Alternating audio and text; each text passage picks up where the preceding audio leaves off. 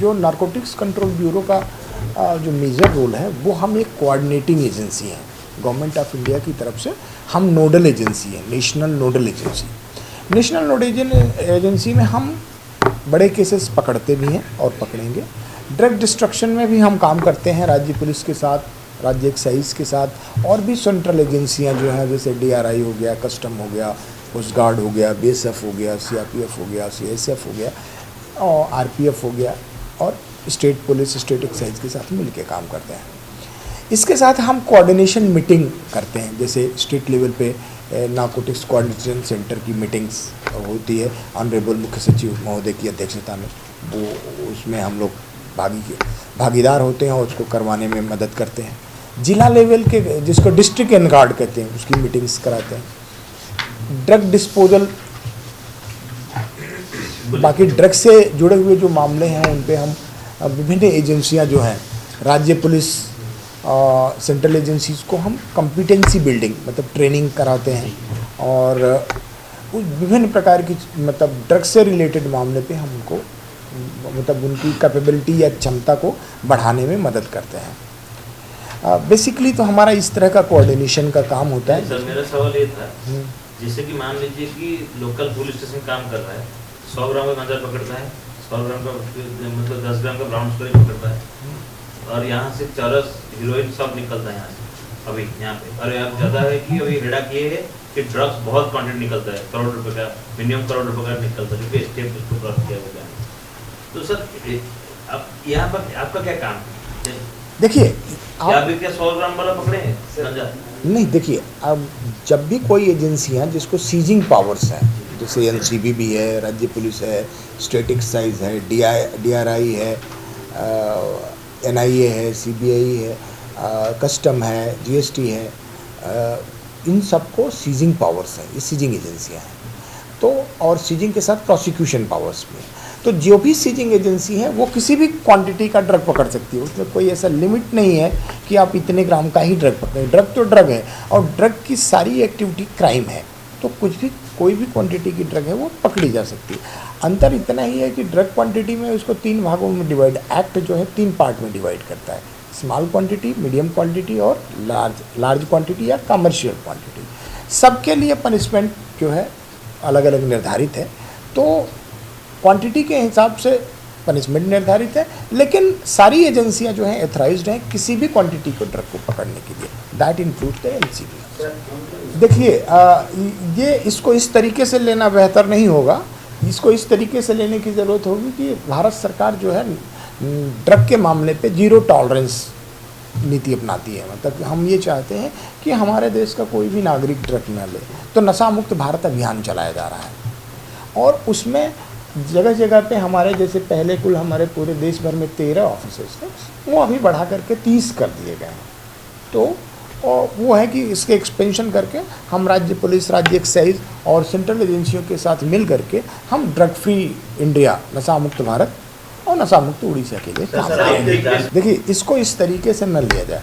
देखिए हर जो भी क्राइम एक्टिविटीज़ हैं उसमें से जैसे NDPS एक्ट में जो कमर्शियल क्वांटिटी मतलब जो बड़ी क्वांटिटी के ड्रग पकड़े जाते हैं वो नॉन बेलेबल ऑफेंस है, लेकिन ये है कि यदि उसमें ऑनरेबल कोर्ट का क्या निर्णय होता है उस पर हमारा कमेंट करना उचित नहीं होगा, ठीक है, ऐसा नहीं, क्योंकि वो कुछ निर्णय है जो कोर्ट के पास होता है।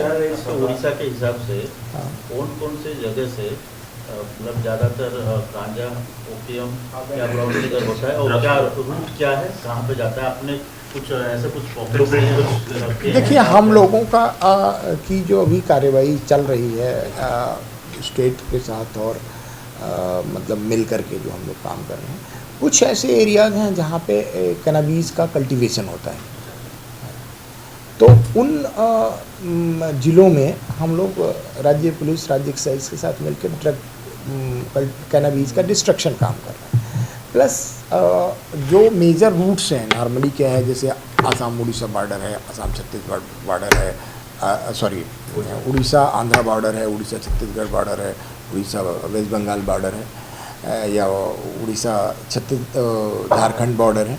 नॉर्मली क्या है कि बॉर्डर्स एरिया थोड़े सेंसिटिव होते हैं, तो तो उसमें हम लोग सबके साथ मिलकर इस पे काम कर रहे हैं। सर जैसे देखा गया कि यहाँ पे एक्साइज वाले अगर किसी को पकड़ लिया ड्रग्स के साथ, अब भारी बहुमत से ड्रग्स पकड़ो और इससे बरामद हुए, आप वो केस को आप अपने हिसाब से ले सकते हैं, उसके बड़ा केस होगा तो नहीं देखिए, हर एजेंसी नहीं, देखिए हर एजेंसी ऑलरेडी एथराइज्ड, फुली एथराइज्ड एजेंसी है। मतलब उसके पास ड्रग को पकड़ने और उसको प्रोसिक्यूट करने के अधिकार है। वो दूसरी एजेंसियों को अगर इंटरस्टेट और इंटर बॉर्डर का लिंकिंग होगा तो जुरिडिक्शन बाहर जाके एक्साइज वाले नहीं कर पाएंगे। नहीं, ऐसा कोई मनाही नहीं है। भारत सरकार, भारत के सभी राज्य अलग हो सकते हैं, लेकिन ऐसा नहीं है कि यदि हमारा एक्यूज दूसरे राज्य में है तो हम जाके वहाँ पकड़ नहीं सकते। इनका कहना ये था, मैं इनका कहना समझ रहा हूँ। उड़ीसा पुलिस कुछ पकड़ता है, उड़ीसा पुलिस का भी कुछ एजेंसी है, जैसे कि क्राइम ब्रांच ले गया, मान लीजिए कि सीबीआई ले गया, इससे जो बड़ा हस्ती जो है शेख राजा, ये लोग जो है जो मतलब से माल लाते हैं यहाँ पे करोड़ में बेचते हैं, तो इस टाइप का एनसीबी कुछ केस ले सकता है। अब देखिए इसके बारे में जो मतलब राज्य सरकार और हमारे हेडक्वार्टर के बीच में ऐसा कुछ यदि रिक्वेस्ट आता है तो वो हेडक्वार्टर निर्णय ले पाएगा उस पर। हम लोग इसको बंद कैसे करेंगे पूरा? हाँ देखिए, बंद करने का जो हम लोगों की तरफ से जो कार्यवाही है वही मैं बताने की कोशिश कर रहा हूँ कि भारत सरकार की तरफ से supply reduction, demand reduction and harm reduction पे लगातार काम किया जा रहा है, जिसमें सप्लाई रिडक्शन में तो इतनी एजेंसियां हैं, जैसे बताया कि ऑफिस को अपग्रेड कर दिया गया। हम लोग कोऑर्डिनेशन के साथ जगह जगह जिला लेवल, स्टेट लेवल और सेंट्रल लेवल पे different government of honourable home minister महोदय के डायरेक्शन के हिसाब से जगह जगह मीटिंग्स हो रही हैं और कोऑर्डिनेशन बढ़ गए हैं, ट्रेनिंग एक्टिविटीज़ हो रही हैं, अवेयरनेस प्रोग्राम्स हो रहे हैं।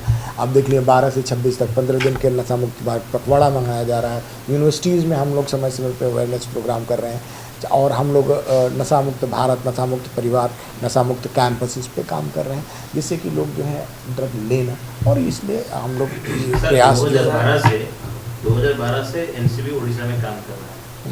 अभी तक सबसे बड़ा चीज़ क्या मिला सर? अचीवमेंट से ज़्यादा अचीवमेंट क्या है सर?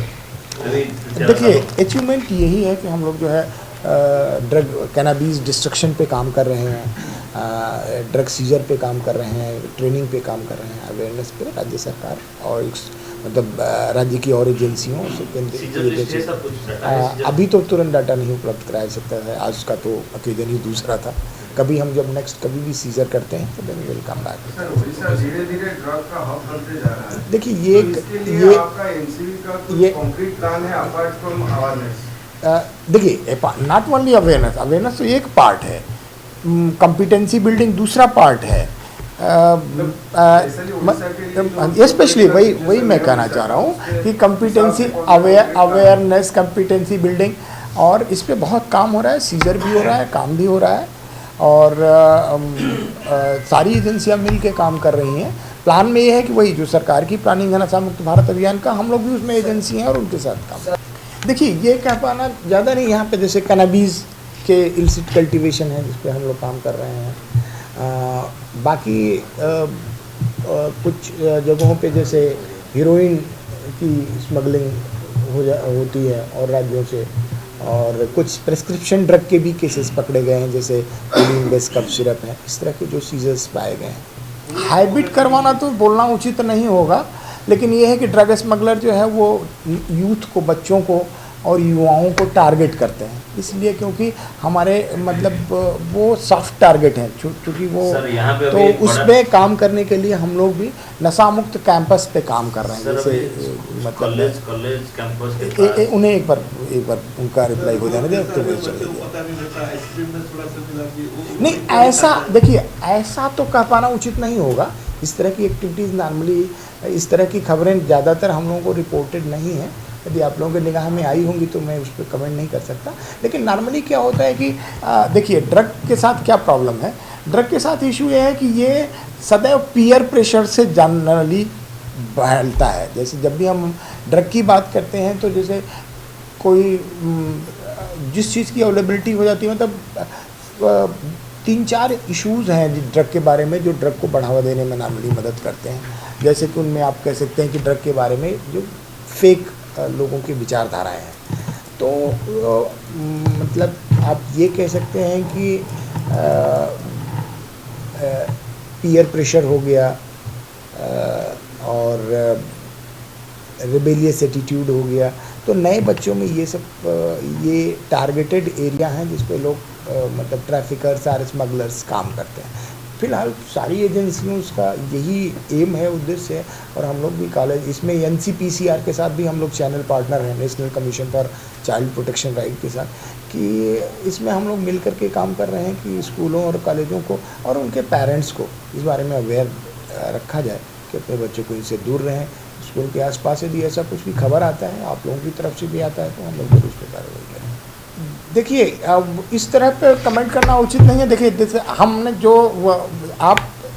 आपका प्रश्न जो है हमें उचित प्रतीत नहीं होता, इसलिए कि देहरादून जैसे कैनाबीज जो है वो प्रतिबंधित है, भांग प्रॉब्ली प्रतिबंधित नहीं है। आप भांग को कैनाबीज के साथ जोड़ने की कोशिश न करें। भांग और गांजा दो अलग अलग चीज़ें हैं। तो गांजा प्रतिबंधित है। हाँ, हमारे पास ऑलरेडी स्पेशल ड्राइव हम लोग चला रहे हैं। आपको ऑलरेडी बताया कि हम लोग 12 से 26 तक के मतलब नशा मुक्त पखवाड़े में हम लोगों का मेजर टारगेट एरिया ही जो था वो स्कूल एंड कॉलेजेस है, और आगे भी हम लोगों का major target area school colleges ही ज़्यादा है। सर, ज़्यादातर जो यहाँ पे नक्सली इलाकों में ज़्यादातर गांजा का कल्टीवेशन होता है और उसका जो रूट होता है उसको अभी तक डिस्टर्ब हो रहा है और different types mode of transport करके वो स्मगलिंग कर रहे हैं। देखिए, जो भी डिफरेंट टाइप के मॉडल्स ऑपरेंडी के आधार पर हम लोग भी उनके साथ काम करते रहते हैं। स्टेट पुलिस और एक्साइज और सेंट्रल एजेंसीज के साथ मिल करके उनको सप्लाई रिडक्शन के ऊपर काम करें। We are working. इसीलिए हम आपको आह्वान कर रहे हैं कि आप लोगों के पास भी कोई खबर ऐसी हो तो हम लोग को दें, हम लोग मिल के काम करेंगे।